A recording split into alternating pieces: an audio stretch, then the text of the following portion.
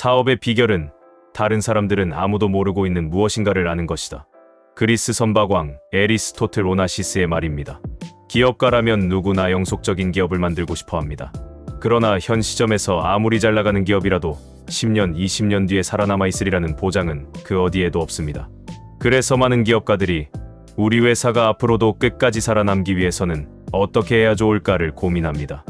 더구나 저성장이 지속되고 경쟁이 치열해지면서 기업 수명이 짧아져 성장보다 생존을 더 걱정해야 하는 시대가 오고 있습니다.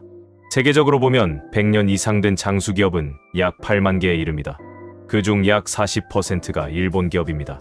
1000년 이상 역사를 가진 기업은 세계적으로 12개인데 그중 9개가 일본에 있습니다. 200년 이상 된 기업은 전 세계에 2000여 개에 이르고 있죠. 그중 일본이 1388개사로 1위입니다. 일본 다음으로 미국은 265개사로 2위, 독일은 223개사로 3위, 영국은 81개사로 4위입니다. 미국은 짧은 건국 역사임에도 불구하고 세계적인 기업을 자랑하는 기업들이 많습니다. 화학 관련 기업 듀폰, 토머스 에디슨이 창업한 제너럴 일렉트릭, 컴퓨터 다국적 기업 IBM 등이 대표적이죠. 한국은 100년 이상 된 장수기업은 두산, 가스활명수로 유명한 동화약품, 몽고간장의 몽고식품, 경방과 삼양사 등 손에 꼽을 정도입니다. 그들은 어떻게 장수기업이 되었을까요? 이들 각국의 장수기업이 지닌 공통적인 특징을 관찰해보면 첫째, 가족기업 형태의 패밀리 비즈니스가 많다는 점. 둘째, 사회적 책임을 다한다는 점. 셋째, 스스로 변화하며 살아가는 자기 변형력이 높다는 점. 넷째, 확고한 핵심 가치를 가지고 있다는 점으로 요약할 수 있습니다. 우선 장수기업 중 가족기업이 많은 배경은 가족기업은 가족 간이 빠른 의사결정으로 주위 환경에 대한 기업의 적응력이 크다는 것과 직원들의 응집력이 높고 일체감이 강하다는 것을 꼽을 수 있습니다.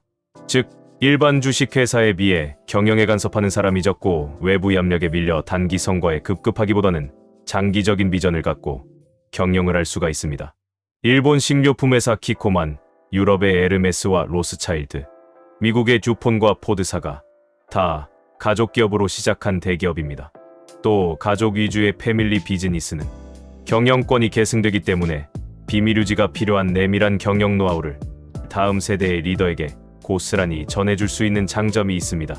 다음으로 장수기업들이 사회적 책임을 강조한 배경에는 경영의 기본을 단기적 이익이나 돈벌이에 우선하는 것이 아니라 장기적 번영을 지향하겠다는 것입니다. 좋은 제품을 만드는 것, 종업원을 단순한 부품이 아니라 성장하는 주체라고 여기는 것, 항상 고객을 소중히 대하는 것, 기업이 사회적 책임을 다하는 것, 이 모든 것이 기업이 번영을 가져오는 장기적인 경영활동들이라는 것이죠. 또 장수기업이 많이 취급하는 업종이 인간의 기본적인 욕구를 충족시켜주는 식품, 와인, 가죽, 목공, 자기제품 등 생활과 밀접한 관련이거나 그 나라의 특산물과 깊은 연관성을 갖고 있습니다. 이런 업종은 변화의 속도와 기능의 변화가 완만한 영역이어서 장수기업이 오래 존속하는 비밀 중 하나로 꼽히고 있습니다. 또 다른 배경으로 장수기업에는 앞을 내다보기 어려운 시대에도 변화를 두려워하지 않고 세대를 초월한 변화 의지가 매우 높은 편입니다. 보통 오래된 기업을 떠올리면 전통을 굳게 지키며 자신들의 사업 방식과 가치관을 고수하는 기업 이미지가 떠오르기 십상인데, 실제 많은 장수기업은 회사가 추구하는 가치관과 운영 방식을 견고하게 지키고 유지하면서도 세기를 뛰어넘은 새로운 환경에 적응하기 위한 놀라운 변형력을 발휘하고 있습니다. 조직의 변화에 힘이 있으면 어떤 시대에도 살아갈 수가 있는 법이죠. 이를 위해 장수기업은 기발한 아이디어 혹은 엉뚱한 사람의 생각까지도 쉽게 받아들이곤 합니다. 이렇게 장수기업들은 변화에 대한 선택과 집중력으로 위기를 빠르게 극복하고 새롭고 혁신적인 아이디어로 지속적인 경영 성과를 내어 살아남았습니다. 마지막으로 세계적인 장수기업은 고유의 핵심 가치를 지켜온 것이 자신들의 장수 비결이라고 입을 모읍니다. 사업을 처음 시작한 창업자가 추구하는 사업의 목적은 무엇인지, 자사가 잃어버려서는 안 되는 강점은 무엇인지, 경영자 혹은 사업을 이을 사람이 유의할 점은 무엇인가에 대해서 명쾌한 지침과 실천 강령들이 있습니다. 이러한 창업자의 확고한 경영 이념과 핵심 가치가 후계자에게 그대로 계승되고 발전되어 이어지고 있는 셈이죠. 창업할 당시 팔기 시작한 오리지널 상품은 여전히 판매되고 있으며 그 근본적인 품질에는 변함이 없습니다. 다만 발전을 통해 보다 업그레이드된 경우가 있을 뿐이죠. 이처럼 장수기업들은 핵심 가치를 고수하는 장인정신으로 철저히 무장된 기업이 많습니다.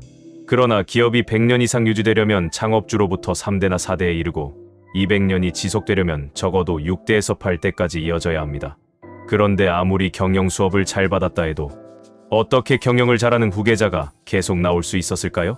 그렇다면 위의 특징과 배경 말고 그들만이 아는 내밀한 경영 노하우가 분명 있을 것입니다. 그러나 그 누구도 알려주지 않기 때문에 우리는 그들에게 다가가 배워야 합니다. 이상 끝까지 살아남기 시리즈, 그들은 어떻게 장수기업이 되었을까 였습니다. 구독과 좋아요는 큰 힘이 됩니다.